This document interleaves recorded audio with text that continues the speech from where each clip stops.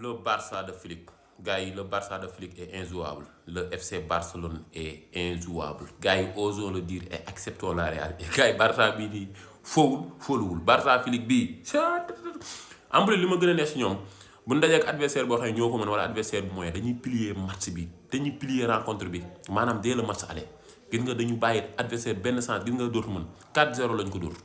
mu leer ni la kii nii moom sawaay miracle kese moo mën a tere FC Barcelone mu qualifié miracle kese moo mën a tax dootu mën qualifié ci kaw FC Barcelone te lii laa xam ci équipe boo ko mënee da nga koy dóor doo ko bàyyil benn sens da nga koy dóor mu agoniser nga jéggale ko mu dee te loolu la Barcelone loolu laa gis ci FC Barcelone bi Flick bi moo tax nag gars yi football ay surprise football dafa bëri ay rebondissement dafa bëri ay renversement de situation yàgg nañ si gis lu ne mais cette année moom c'est Barça de Flick le PSG de Luis Enrique bi ils auront leur mot à dire dans cette Ligue des Champions football nag lu ne mën na xew Paris Aston Villa mën na ko renverser ci match retour bi Barça mën na daje ak Bayern wala benn ba Inter en demi-finale mu renverser ko lu ne mën na xew mais daal en tout cas si on respecte le football bu fekkee dañu suivre football rek ne ak ñuy doxee da nga xam ne Ligue des Champions bi Barça wala Paris Saint-Germain si la logique est respectée seen Ligue des Champions la mais gars yi félicitations aux Catalans très franchement mais gars yi Rafinha, c'est du très très haut niveau. Fermin Lopez, Pedri, toujours égal à lui-même. Pedri, c'est un artiste. Mais gars, Inigo Martinez, beaucoup na ci révélation saison, beaucoup na ci ñi nga xam ne bu Barça nekkee def une saison extraordinaire, am na ci part de responsabilité. C'est un défenseur de très très très haut niveau. Ci anticipation, il joue avec la tête. Ci anticipation, ci ligne hors-jeu bi, bu waree song day song, bu waree xaar day xaar, bu waree anticiper day anticiper. C'est ça le très haut niveau, c'est ça les très grands joueurs. Chesney moom aussi tamit vraiment mi ngi nekk di aider le FC Barcelone mi ngi nekk di apporter tamit sa pièce dans l'édifice affaire yooyu xaw ma nu ko gars yi di waxee noonu non gars yi en tout cas le Barça moom macha allah en plus y a l'effectif xoolal ay Dani Olmo blessé na et tout mais du ci sax feeñ très franchement bu leen cat duggul man moom dama leen bëgg naa leen catu quoi parce que faraluma Barça mais si on regarde le football si on aime le football da ngay xam ni le Barça de cette Hansi Flick là est injouable. En plus, c'est du très très très haut niveau. Rafinha, Robert Lewandowski, Lamine Yamal, Inigo Martinez, Pedri, Chesney, Balde, Fermin Lopez, nan laa ko mën a waxee mën na maa citer effectif Barça bi yëpp mais ñii ma leen citer ce sont les très grands artisans de cette réussite du Barça de Hansi Flick. Très franchement gars yi ñii ak sans oublier Frenkie de Jong moom aussi c'est du très haut niveau mais gars yi joueurs yi ma leen citer c'est du très très très très très haut niveau te tant que ñu ngi dox le Barça de Flick sera injouable mais gars yi ñu des tuuti ci Rafinha gars yi Rafinha xool leen daaw gars yi di ko ci traité de tocard ba gars yi naroon ko jaay tey moins 5 Barça daf ko doon jaay Flick moo ko fi téere Flick moo xam mais xool leen Barça xool leen ak Rafinha cette année c'est du très haut niveau c'est le meilleur joueur de cette saison wala l'un des meilleurs joueurs de cette saison l'un des meilleurs joueurs du monde dans cette saison ca tey Barça bu eggee niveau bi ci saison bi wala ci Ligue des Champions bi am na ci part de responsabilité c'est le meilleur buteur le meilleur passeur de cette Ligue des Champions très franchement gars yi Flick a métamorphosé le Barcelone mais il a métamorphosé sur des jours ñu ci mel ni Inigo Martinez mais surtout Rafinha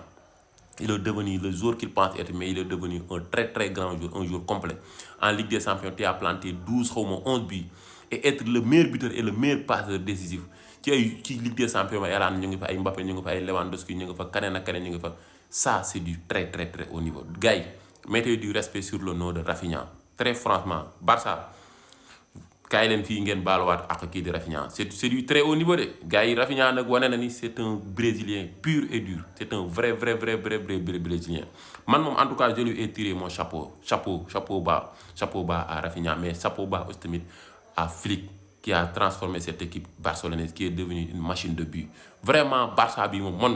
man moom faraluma leen quoi mais ils sont injouables mënoo teg prétexte wala nga indil ku leen gagné dañuy jouer am nañ effectif macha allah c'est du très haut niveau football bi rafet na non rien à dire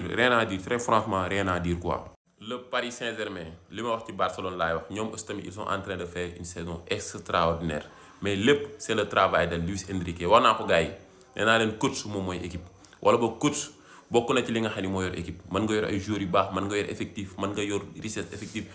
club bi mën na am xaalis mais bu fekkee amoo coach bu baax sa waaye bu mën a tirer le meilleur de chaque jour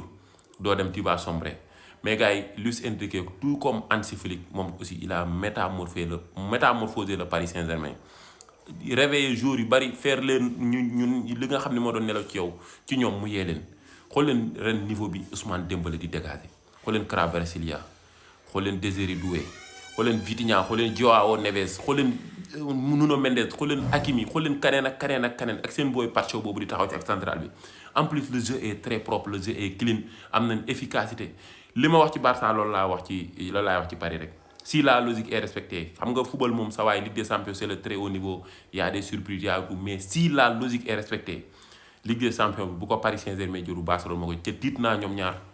ñu finaalu football nag lu ne mën na xew quoi mën nañ xaar lu ne mën nga ñëw sax match retour Aston Villa éliminé ko wala bon mu tasante ak benn Arsenal wala keneen ak keneen mooy loo ko mais bu fekkee football kese la ñuy wax da ngay xam ni ces deux équipes sont injouables te si tu es amateur de foot da ngay am plaisir pour di leen seetaan ñuy football gars yi Paris Saint-Germain bi na ko gars yi bàyyi xel waxoon naa ko bi mu dajanteeg Liverpool dama koy waxaat c'est du très haut niveau de Luis Enrique aay na am nañ effectif bi risque na ca ay Hakimi ay Ousmane Dembélé yi ma leen wax sa waay c'est le grand jeu c'est du très haut niveau.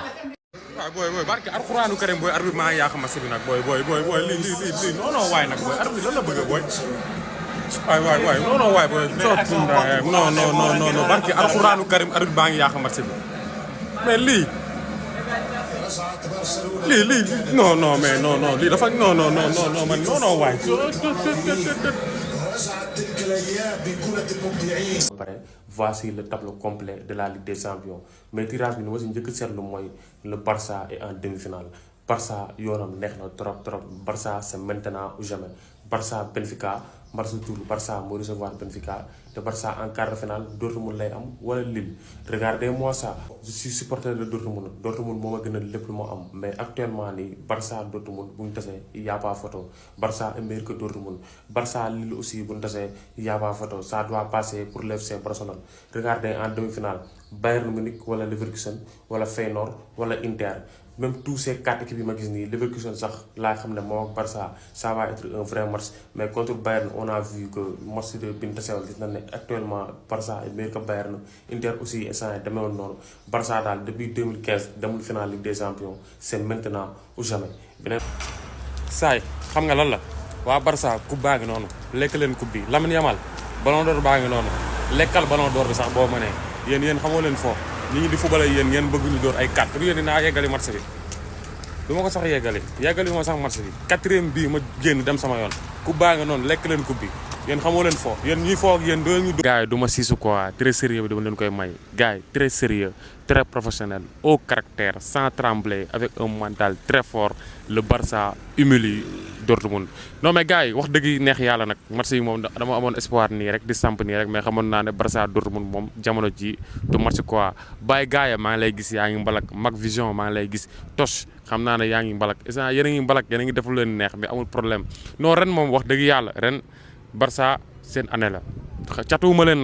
leen de macha allah ren vous êtes Barça c'est la meilleure équipe du monde Barça instant yi ils sont plus man saa yi man kaati garaawul de parce que man ban tirage laa wax Barça dem na demi-finale Barça ban tirage ma xool Barça li muy fubal ak équipe yi ma gis muy fubal ren Barça ren du moroomu benn équipe du man kese lañu fi dóor 4 de dóor nañu fay équipe ay 4 ay 5 dóor nañu fay équipe yu bëri score man loolu sax dérangé man xam nga la mooy sama problème mooy match retour bi ñun ndax dañoo man non déedéet UEFA ngir yàlla annuler match retour bi ngir yàlla yonente bi match retour bi bëgguñu jouer na waa